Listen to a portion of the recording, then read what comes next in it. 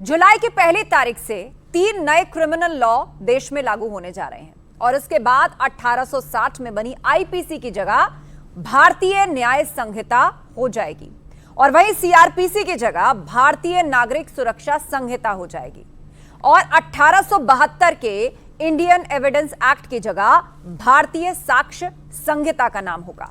सरकार का कहना है कि इन तीनों नए कानूनों को लाने का मकसद अंग्रेजों के जमाने से चले आ रहे आउटडेटेड नियम कायदों को हटाना और उनकी जगह आज की जरूरत के हिसाब से कानून को लागू करना है। इन 3 नए कानूनों के लागू होने के बाद क्रिमिनल लॉ सिस्टम में काफी कुछ बदल जाएगा। मसलन अब देश भर में कहीं भी 0 एफआईआर दर्ज करवा सकेंगे। कुछ मामलों में आरोपी की गिरफ्तारी के लिए सीनियर से मंजूरी लेनी होगी।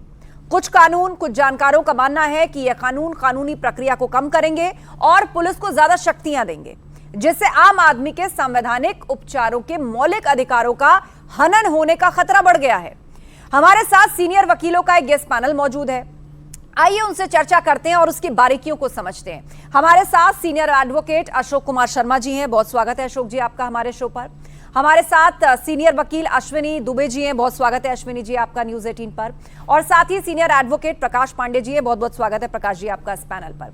तो चलिए चर्चा की शुरुआत करते हैं और पहले सवाल अशोक शर्मा जी आपसे यही कि जिस तरह मैंने इंट्रोडक्शन में अभी कुछ जानकारों की चिंता व्यक्त की, क्योंकि चारों तरफ चर्चा हो रही है इन तीनों नए कानूनों को लेकर कि इससे पुलिस स्टेट बन जाएगा या देश में पुलिस के पास इतने अधिकार आ जाएंगे कि इसका यूज होना, मिसयूज होना, इससे लोगों की प्रताड़ना बढ़ सकती है, या पुलिसिंग के पास इतनी पावर आ जाएगी कि बेलगाम होने का खतरा बढ़ जाएगा। ऐसा कुछ है क्या?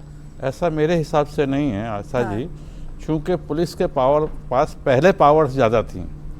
पहले क्या था कि 24 आवर्स के लिए पुलिस किसी को भी बिना जाने कुछ करे शक के बिहाफ पे बैठा सकती थी, किसी को भी डिटेन कर किसी को भी। मान लीजिए मैंने किसी के बारे में शिकायत की कि भाई ये पर्स लेकर भाग गए, कुछ ऐसे ही बिना शिकायत के भी।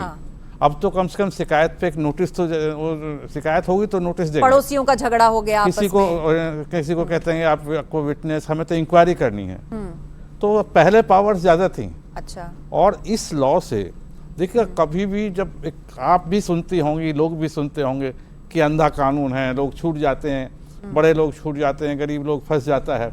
तो एक जो कोर्ट के खिलाफ, कानून के खिलाफ एक जनरल मैसेज जा रहा था। अब एक नया कानून आया है, नए कानून में लोग क्रिटिसाइज करते हैं, अप्रिशिएट करते हैं, लेकिन नए कानून को एक भावना से लेना चाहिए कि नहीं ये गुड है। अच्छा। तो आज की डेट में मुझे जो लगता है, आज पहले कोई रेस्पॉन्सिबिलिटी नहीं थी। आप किसी को भी रोक लें, किसी को बुला लें, अगर पुलिस वाले से नहीं, हमने तो साहब उसके एज ए विटनेस बुलाया था, नॉट एज ए एक्यूज्ड। ठीक है, उसमें कोई जरूरत ही नहीं है बताने की, और कहीं उसको फंस गया तो उसको एक्यूज्ड बना दो। ठीक है, रेस्पॉन्सिबिलिटी नहीं थी। आपसे समझना चाहेंगे कि अब जिस बात का जिक्र यहाँ पर किया अशोक कुमार जी ने कि पहले मान लीजिए 2 पड़ोसियों का झगड़ा हो गया, एक उदाहरण से ले लेते हैं क्योंकि आम दर्शक और अच्छे से समझ पाएंगे। किसी ने जाके पड़ोसी की शिकायत कर दी, पुलिस ने बुलाया, अगले दिन आके उसने कहा कि हमें तो रात भर लॉकअप में बिठाए रखा, हमारे साथ मारपीट हुई या हमारे साथ कोई एट्रॉसिटी हुई।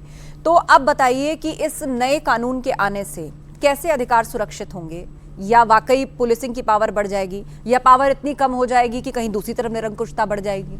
नहीं, देखिए आप ऐसे समझिए कि 1860 का जो भारतीय दंड संहिता तो वो दंड देने के सिद्धांत पर आधारित था। उसको लॉर्ड मैकाले ने ब्रिटिश राज के सुचारू रूप से संचालन के लिए पुलिस को तमाम वो अधिकार दिए थे जिससे हमारे जो फ्रीडम फाइटर्स हैं उनकी वॉइस को सप्रेस किया जा सके। जो भी लोग उस ब्रुटैलिटी के खिलाफ, अंग्रेजी शासन के खिलाफ आवाज उठाते, उनके खिलाफ जो है कार्यवाही के घोड़े दौड़ा देना, जालियांवाला बाग जैसे मैसेकर को जस्टिफाई करना, अंग्रेज जज, अंग्रेज कानून बनाने वाला, तो वो जो व्यवस्था थी वो दंड के सिद्धांत पर आधारित थी। और अब जो कानून है, जैसा कि नाम से विदित हो रहा है, वो न्याय के सिद्धांत पर आधारित है। रिफॉर्म्स, फिर मैं बड़े आदर के साथ कहना लेकिन डिफरेंस क्या है? रिफॉर्म्स चलने वाली प्रक्रिया, एक किताब भी आपने लिखी है एंड ऑफ कॉलोनियल लॉज, ये आपकी बुक है हाल ही में, और उसमें विस्तार से आपने जिक्र किया है कि इसकी जरूरत क्यों महसूस की गई, और जो आप एक्सप्लेन भी कर रहे थे कि वो दंड पर आधारित है, ये न्याय पर आधारित है। तो न्याय पूरा कैसे होगा, किसके अधिकार क्षेत्र में क्या आएगा, और राइट्स कैसे प्रोटेक्ट? मैं इसीलिए मैं कह रहा हूं, तो जो किसी भी जो संवैधानिक संस्था का पहला अधिकार होता है कि इंडिविजुअल के लाइफ और लिबर्टी को प्रोटेक्ट करने का। अब हम इसके साथ इंडियन पिनल कोड के साथ हम पुलिस एक्ट की अगर आस्था जी बात करते हैं तो वो पुलिस एक्ट 1861 का अंग्रेजों के मास्टर सर्वेंट के रिलेशनशिप पर आधारित था। और अब जो ये कानून है, इस कानून में पुलिस की भी अकाउंटेबिलिटी फिक्स है, जज की भी अकाउंटेबिलिटी फिक्स है, जो दूसरी फॉरेंसिक एक्सपर्ट पैरालीगल एजेंसीज हैं उन सब की अकाउंटेबिलिटी फिक्स है, जो भी इस जस्टिस डिलीवरी सिस्टम में एसोसिएटेड लोग हैं सबकी अकाउंटेबिलिटी फिक्स है। तो ये उससे बेहतर हुआ, उससे खराब कहां हुआ? पहला। दूसरा, 1860 से 2023-24 तक lot of water has flowed under the bridge. कितना सारा टेक्नोलॉजी एडवांसमेंट हो गया, सब कुछ हो गया। तो एक ऐसा सेंचुरी पूरी आगे बढ़ गई, पूरी आप दशक भी नहीं 150-160 से वही कानून चलते रहना, जबकि अपराध का तरीका बदल गया, जस्टिस देने का तरीका बदल गया, हम ई कोर्ट्स में आ गए, सीसीटीवी फुटेज, डिजिटल एविडेंसेस, उन सब को डील करने के लिए हमारे पास कोई मैकेनिज्म था ही नहीं। तो जब मैकेनिज्म नहीं था तो उसकी जरूरत थी। और इसके अलावा और सबसे बड़ी बात, विस्तार में बाद में बात करेंगे, पुलिस का जो मिसकैरेज ऑफ जस्टिस है, हम कहें जो किसी को माने जो रॉन्गफुल और मैलिशियस प्रोसिक्यूशन इंस्टीट्यूट कर रहे हैं, जैसे विष्णु तिवारी जैसे लोग जो 20 साल तक बिना किसी अपराध के जेल में थे पुराने कानून के मुताबिक। तो रॉन्गफुल और मैलिशियस प्रोसिक्यूशन में अकाउंटेबिलिटी जो फिक्स हो रही है वो पुलिस उस की भी ऑफिसर फिक्स हो रही है। वो मैं समझता हूं कि वो एक बड़ा इसमें काम है। एक कमेंट प्रकाश पांडे जी आपसे लेते हैं कि 1860 आईपीसी और अब हम 2024 में हैं, कई दशक नहीं पूरी शताब्दी गुजर गई, इतने वक्त से जरूरत महसूस की जाती रही, अभी तक इस पर क्या बहस नहीं हुई थी या इसका प्रस्ताव नहीं आया था कम्युनिटीज की तरफ से कि इसको चेंज किया जाना चाहिए, इसमें बहुत से अमेंडमेंट की जरूरत है? आस्था जी देखिए, सबसे पहली बात, किसी भी सिक्के के दो पहलू होते हैं। हम और आप किसी भी एक्ट को, किसी भी कानून को बैठ के एक सिरे से खारिज नहीं कर सकते कि ये गलत है, और ना ही हम उसका समर्थन कर सकते हैं कि ये बिल्कुल सही है। अब हमें एक चीज़ समझनी होगी कि इन कानूनों का जो लॉज इनेक्ट हो रहे हैं या होते आ रहे हैं, उनका मकसद क्या होता है, उनका अल्टीमेट गोल क्या होता है। द एडमिनिस्ट्रेशन ऑफ जस्टिस, जो पैरामाउंट उद्देश्य है किसी भी कानून को लाने का, वो होता है एडमिनिस्ट्रेशन ऑफ जस्टिस। और जब हम क्रिमिनल लॉ की बात करते हैं तो एडमिनिस्ट्रेशन ऑफ क्रिमिनल जस्टिस। यहाँ पे एक डेलिकेट बैलेंस आपको बना के रखना होगा विक्टिम्स के राइट के बीच और एक्यूज्ड के राइट्स के बीच। हमारे वहाँ प्रिजम्पशन ऑफ इनोसेंस की बात की जाती है हमारे कानून में, और हमारा कॉन्स्टिट्यूशन जो कि हमारा बाइबल है एक तरीके से, वो कहीं ना कहीं एक गोल्डन रूल्स की बात करता है, आर्टिकल 14, आर्टिकल 19 एंड आर्टिकल 21 के अंदर। अब ये तीनों आर्टिकल्स जो हैं कॉन्स्टिट्यूशन के, वो अल्टीमेटली चले जाते हैं, उनका जो उद्देश्य है वो क्या है, वो है लिबर्टी, इंडिविजुअल की लिबर्टी, फ्रीडम, स्पीच की फ्रीडम। अब हम लोगों को जो आज देखना है वो ये देखना है कि ये जो 3 नए कानून लाए गए हैं, भारतीय न्याय संहिता, भारतीय नागरिक सुरक्षा संहिता और भारतीय साक्ष्य अधिनियम, इन्होंने हमारी लिबर्टी को, इंडिविजुअल्स की लिबर्टी को लेके इन्होंने अपना कितना कंसर्न जाहिर किया है इन तीनों एक्ट्स में। और मेरा मानना है, जिस पे हम लोग आगे चर्चा करेंगे और मैं अपनी बातों को आपके सामने रखूंगा, कि इस फ्रंट पे, इंडिविजुअल्स लिबर्टी को प्रोटेक्ट करने के फ्रंट पे उतना काम नहीं हुआ है जितना काम होना चाहिए था। और वो भी तब जब आप इन तीनों एक्ट्स में, कोर्ट्स और एक्ट्स में लगभग 99 बार आप अपने अमेंडमेंट ला चुके हैं। उसके बाद जब आप कंप्लीट रिफॉर्म की बात करते हैं तो आपको उस फ्रंट पे भी ध्यान रखना चाहिए। ठीक है, इस पर हम विस्तार से जाएंगे। अशोक कुमार जी, एक उदाहरण के तौर पर अब और बारीकी से समझना शुरू करते हैं। 0 FIR एक टर्म है और इसे लेके बहुत सारी पेचीदगियां आती रही, बहुत सारे केसेस में होता रहा, कहाँ दर्ज होगी, किस थाने में दर्ज होगी, कौन किस पर हो सकती है, किस पर नहीं हो सकती। अब कहा जा रहा है कि इन 3 नए कानूनों के बाद देश भर में कहीं भी 0 FIR हो सकती है, और उसका भी एक टाइम फ्रेम दिया गया है कि संबंधित थाने को ट्रांसफर करनी होगी। वो टाइम पीरियड जो है वो डिसाइड कर दिया गया है। तो ये क्या है, इसको समझाइए आप कि इससे क्या फायदा है और जरूरत क्यों है? थैंक्स कहूँगा आपके इसके न्यूज़ 18 को, और मैं आपके क्वेश्चंस को समझ रहा हूँ। पहले भी ये होता था कि आप FIR जहाँ भी क्राइम हो रहा है या दिख रहा है वहाँ पे FIR कर दें, उसको ट्रांसफ़र कर देते थे। पर पहले डिस्क्रिप्शन था, वो लेगा ही नहीं, वहाँ का कंसर्न IO या कोई भी थाना है वो लेता ही नहीं था। अब ये है कि लॉ में आ गया, कंपलसरी है कि जहाँ क्राइम हुआ है, जिस भी थाने में विक्टिम पहुंचे आपको एफआईआर दर्ज हाँ करनी जी, होगी, और यही वो अर्थ है इसका? हाँ, नहीं भी वहाँ हुआ है तब भी आप वहाँ इन्फॉर्मेशन किसी भी दे थाने में सकते चले थे। जाइए। लेकिन अब नहीं, पहले अब ये बाय लॉ आ गया कि you have to take it और अच्छा। तब ट्रांसफर करिए, मतलब पुलिस ये नहीं कह सकती कि हमारे थाने का मामला नहीं है, आप वहां जाइए। वहाँ जाइएगा। ठीक है। अब के उससे पहले क्या होता था, पहले सिर्फ एक जनरल था कि आप जाइएगा तो ट्रांसफर कर देंगे, उसकी डिस्क्रिप्शन थी, कह सकता था कि नहीं मेरे जुरिस्डिक्शन में नहीं है। अब क्या है, इससे मैंडेट आ गया, यू हैव टू रजिस्टर। और फिर इन्वेस्टिगेशन फिर इसकी कहाँ से investigation के लिए आप होगी? वहाँ संबंधित तो जो थाने भी पर आदमी होगी। है, कम ठीक से है। कम उसको, एक आदमी को अपनी जो विक्टिम है उसको एक सुरक्षा मिल गई ना। लेकिन जहां पे स्टेट चेंज हो रहे हैं अश्वनी जी, वहां इसको कैसे हैंडल किया जाएगा? जैसे दिल्ली, यूपी की बात है, हरियाणा, एनसीआर का तो एरिया है, तीन तरफ बॉर्डर से है। जीरो एफआईआर मैंडेटरली रजिस्टर करने का पर्पज ही ये है कि विक्टिम को तुरंत न्याय मिले। यानी जो क्षेत्राधिकार का, जुरिस्डिक्शन का और कॉज ऑफ एक्शन का तुरंत जो इशू आ रहा है, जो खास तौर से पुलिस और बाद में अदालतें जिसका निर्णय करके उसको भेज देती थी, वो मुद्दा इसलिए नहीं आएगा कि इमीडिएट किसी को रिलीफ की रिक्वायरमेंट से आपने कहा कि भाई फीता लेकर के नाप रहे हैं और हाईवे के इस पार और हाईवे के उस पार, वो इशू नहीं आएगा। जिस पुलिस स्टेशन में वो एक विक्टिम पहुंचता है, उस पुलिस स्टेशन की बाध्यता होगी एफआईआर दर्ज करा। वैसे समझिए, किसी आदमी ने नोएडा से चेन खींचना शुरू किया, किसी बदमाश ने, और वो चेन खींचता है मध्य प्रदेश दिल्ली वाले बॉर्डर में जाकर के, और एफआईआर दर्ज करवाने के जब दिल्ली में जाते तो वो नहीं कहते, बोले साहब आप तो, आपकी शुरुआत वहां से हुई थी तो वहां होगा। ऐसे ग्रीवियस हर्ट्स के मुकदमे, विमेन के अगेंस्ट के केसेस, एट्रोसिटीज के केसेस, तमाम सड़क चलते हुए अगर किसी ने लूट लिया, ट्रेन में चलते हुए कहीं पर एक्सीडेंट हो गया, किसी और कोई और ऐसा एक्ट हो गया जो कि पुलिस की इमीडिएट रिक्वायरमेंट है, तो वहां पर जो जुरिस्डिक्शन है पुलिस देखने के बजाय उपचार की बात करेगी कि इमीडिएटली क्या रिक्वायरमेंट है। और ये जो लेजिस्लेशन है वो इसलिए जरूरी था, और जो पहले की व्यवस्था, जीरो एफआईआर पहले भी होती थी, लेकिन उस जीरो एफआईआर के लिए तब तक उस विक्टिम को वहां पर एड़ी चोटी का जोर करना पड़ता था जब कि तक मेरा कि थाना कोई कौन सा बड़ा है, अफसर नहीं, कौन और ऐसे investigate केसेस में करेगा। कई मैटर्स सॉल्व ही नहीं हुए। जैसा अशोक शर्मा साहब ने बताया कि बॉर्डर कैसे होता है, समझ लगी। तो ये एक रिफॉर्म है, लेकिन फिर रिफॉर्म में मैं फिर एक बात कहूंगा कि अभी ये इनकम्प्लीट इसलिए भी है कि और जो इसके पैरेलल कानून हैं उस पर हम फिर चर्चा करें। यूएपीए हो गया, जैसे पीएमएलए हो गया, वो सब इससे ही रिलेटेड है, तो उन सब के इंटरलिंक जो बीच में है उनको भी चेंज करने की जरूरत। तो मैं समझता हूं कि ये एक सतत चलने वाली प्रक्रिया है। प्रकाश जी, एक एग्जांपल मैं आपके सामने रखना चाहूंगी। मान लीजिए कोई फैमिली ट्रेन से ट्रैवल कर रही है और उसका सामान वहां पे चोरी हो जाता है, अचानक चोरी हो जाता है। किसी दूसरे स्टेट से चले थे, घूमने के लिए दूसरे स्टेट में जा रहे हैं, बीच रास्ते में कोई आया और उनका सामान लेकर के उतर जाता है, चोरी हो जाता है। अब इस मामले को आगे कैसे डील किया जाएगा? जाहिर सी बात है पहले जीआरपी इन्वॉल्व होगी, लेकिन एक्चुअल इन्वेस्टिगेशन कौन करेगा? रहने वाले कहीं और के हैं, जा कहीं और रहे थे, सामान कहीं और से चोरी हुआ, तो ये कैसे सिंप्लीफाई होगा?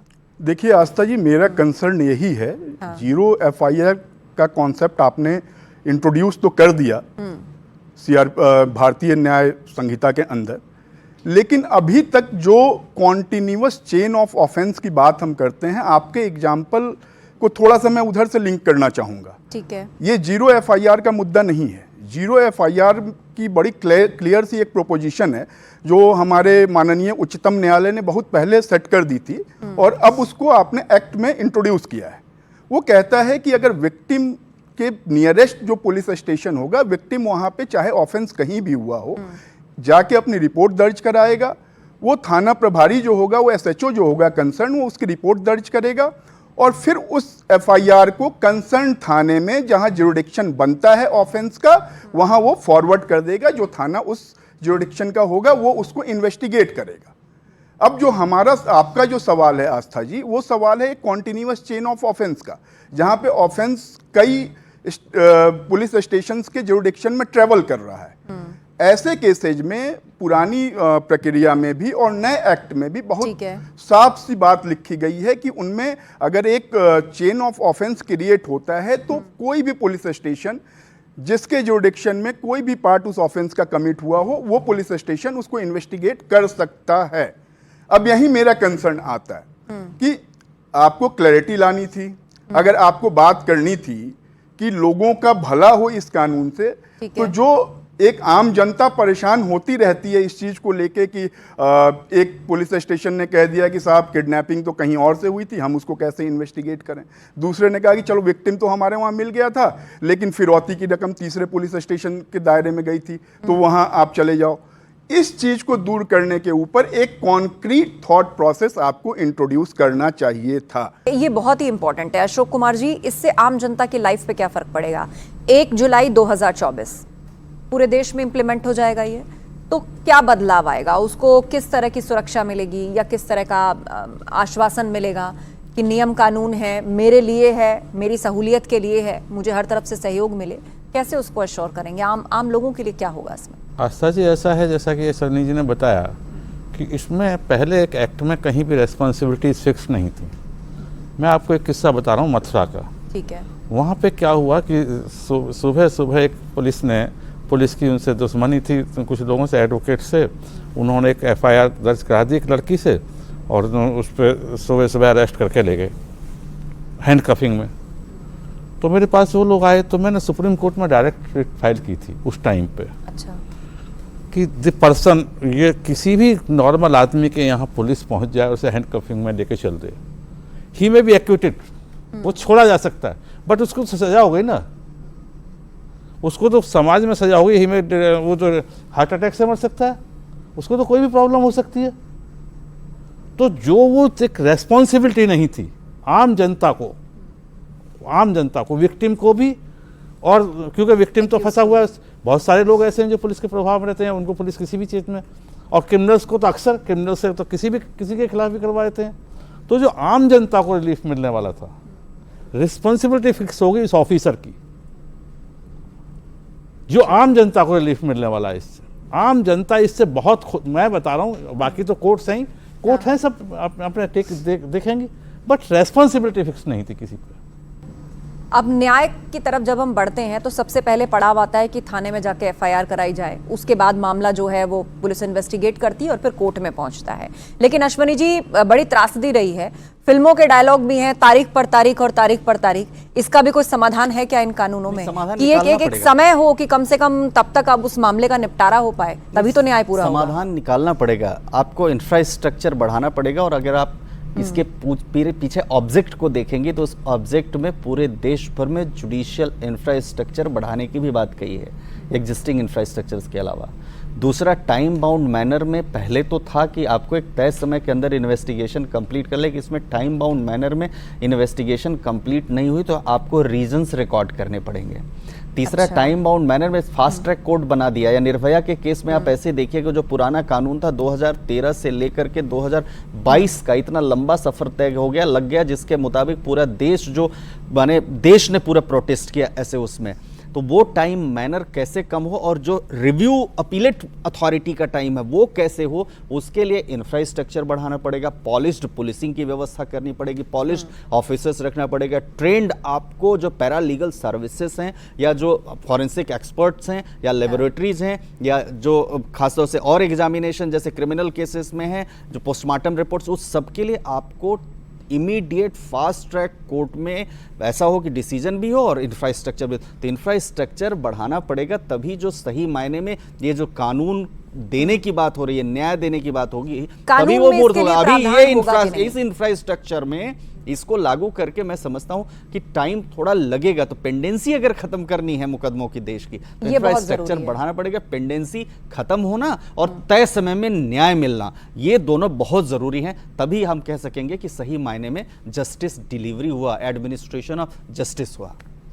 प्रकाश जी, मामले जो पेंडिंग रहते हैं, सालों साल रहते हैं, खासतौर पे जो क्रिमिनल केसेस में हम देखें, उनमें तो एक रिस्क भी है कि गवाह मुकर जाते हैं, डरा धमका के। जो इन्वेस्टिगेशन हुई भी है, बहुत सारे सबूत ऐसे हैं कि जिनका रेलेवेंस खत्म हो जाता है या खत्म कर दिए जाते हैं अगर कोई पार्टी ऐसी है कि जो ज़्यादा प्रभावशाली है।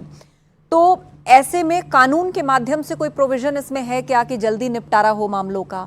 कब तक मामले पर जो है वो जजमेंट दे देना ज़रूरी है, उसके लिए भी कोई प्रोविजन है क्या इस कानून में? सही, देखिए मैं दो बातें कहूँगा यहाँ पे। हमेशा एक एक्यूज्ड और एक कन्विक्टेड में फ़र्क होता है, उस फ़र्क को हमें और आपको मानना चाहिए। मैं बीइंग ए डिफेंस लॉयर हमेशा इस बात को कहता हूँ और रखूँगा हर जगह कि एक एक्यूज्ड जिसके फेवर में हमारा लॉ प्रिजम्पशन ऑफ इनोसेंस की बात कहता है, उसको बिफोर कंक्लूजन ऑफ ट्रायल हमें और आपको एक कन्विक्टेड डिक्लेयर नहीं करना चाहिए, उसे दोषी हमें नहीं मानना चाहिए, उस पर गिल्ट हमें इम्पोज नहीं करना चाहिए। एक विक्टिम का पार्ट होता है, विक्टिम के पार्ट पे तो बड़ी अच्छी बात है, आप स्पीडी ट्रायल कर लें, बहुत जल्दी आप उसको न्याय दिलवा दें, आपने सब कुछ कर लिया। लेकिन उनका क्या, जो इनोसेंट कहीं फंसाए जा रहे हैं, ये आप भी जानती हैं, मुझे भी पता है, और यहाँ बैठा हुआ हर आदमी इस बात को मानेगा कि कहीं ना कहीं एक बड़ा तबका ऐसा भी है जो जबरदस्ती मुकदमों में फंसाया जाता है। एक और महत्वपूर्ण पॉइंट मैं टेररिज्म से जुड़ा हुआ लेकर आना चाहती हूँ। इस पर मैं चाहती हूँ कि हम बात करें अशोक कुमार जी, कि पोटा है या मकोका है या जो आतंकी या दंगाई गतिविधियों से जुड़े हुए कानून हैं, अब इस नई संहिता के तहत उसमें क्या बदलाव आएगा, कैसे राइट्स प्रोटेक्ट होंगे और कैसे सजाएं होंगी? देखिएगा, पोटा और वो तो अपनी जगह है, ये तो नया कानून है, ये उसको अफेक्ट नहीं करे, वो अपने आप में इंडिपेंडेंट कानून है। हाँ।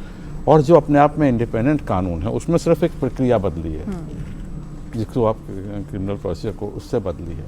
और मैं आस्था जी आपसे एक और चीज़ कहूँगा जो मैं बहुत पहले से कहता था, ये जो नए एक्ट आए हैं इससे एक फीलिंग्स आई है ऑफिसर्स में भी, पब्लिक में भी। मैं हमेशा कहता था कि India became free but Indians not Indians. हमारे लोग फ्रीडम फील नहीं कर सकते, सिटीजन्स। इंडिया तो फ्री हो गया, लेकिन एक नए कानून में एक शुरुआत है जहां लोग सोचते हैं भारत है, हमारा नया कानून आया, नए कानून शुरू हुए हैं। तो जब नए कानून शुरू हैं उसमें कमियां बेसियां ये सब आती हैं, उसके लिए कोर्ट प्रोटेक्ट करने के लिए बैठी है। क्योंकि पूरा जो प्रक्रिया होती है हमारे यहाँ, देखिएगा हम आपको एक बात बता दें, और एक मैं छोटी सी ऐड करूंगा आपसे। State is the sole guardian. आप अपने बच्चे को, भाई को डांट नहीं सकती, क्रिमिनल लॉ एक्शन ले लेगा। तो स्टेट के हाथ में है, टोटल गार्जियनशिप स्टेट के हाथ में है, और वो स्टेट से भी ट्रांसफर कर दी गई है कोर्ट को।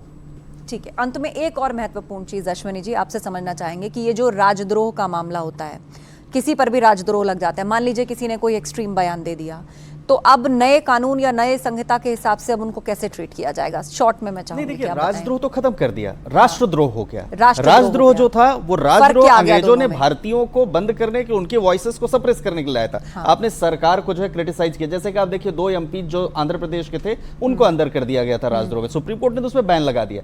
हाँ। राष्ट्रद्रोह जब आप एक्सटर्नल फोर्सेस के साथ इंटरनल डिस्टर्बेंस करेंगे।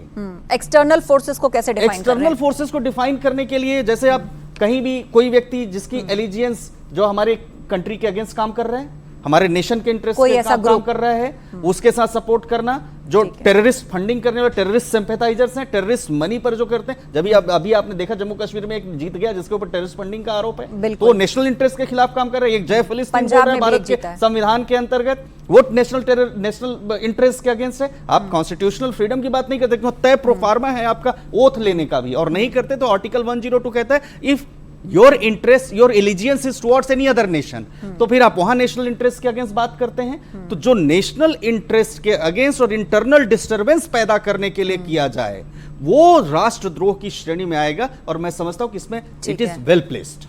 बहुत बहुत शुक्रिया आप तीनों का इस चर्चा में शामिल होने के लिए। आपने बहुत ही आम भाषा में और विस्तार से बताया हमारे दर्शकों को, क्योंकि सरकार का कहना है कि ये जो 3 नए कानून हैं उनको लाने का मकसद है अंग्रेजों के जमाने से चले आ रहे आउटडेटेड नियम कायदों को हटाना और उनकी जगह पर आज की जरूरत के हिसाब से कानूनों को लागू करना, जिससे आम लोगों के भी हितों को संजोया जा सके, आम लोगों के हितों को भी देखा जा सके, और साथ ही साथ कानून में ऐसे प्रोविजंस भी हों जो त्वरित न्याय और साथ ही साथ सही न्याय की तरफ जल्द से जल्द किसी मामले को पहुंचा सके। इस खास शो में बस इतना ही।